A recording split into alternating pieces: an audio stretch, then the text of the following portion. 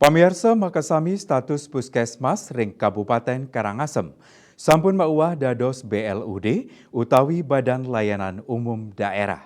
Tujuannya nih mangdeside ngicenin ayahan kesehatan sani sayan becik majeng krama.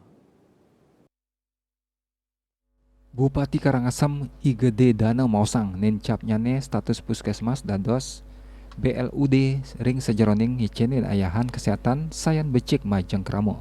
Tur sapisanan presida waget meretenin baga keuangan antuk mandiri. Yadiastun sampun nincap dados BLUD nanging rauh mangken ngeninin indik dana kantun kasokong oleh Pemkab Karangasem. Lianan punika ring kawentenan tenaga medis kantun kebuatan puskesmas ngawit saking perawat dokter Wiyadin dokter spesialis. Ring kalah pungkuran paketan dane pacang ruruh tenaga kesehatan inucap pamekasnyane antuk nagingin pabuat dokter spesialis sane mewah kepanggih. Santukan ring suang-suang puskesmas kepatutang nyiagayang dokter spesialis perekrutan tenaga kesehatan inucap sampun karencanayang.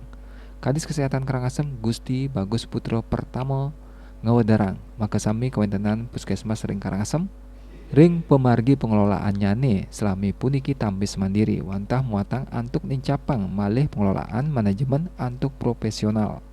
Eka Parananda, Bali Pos.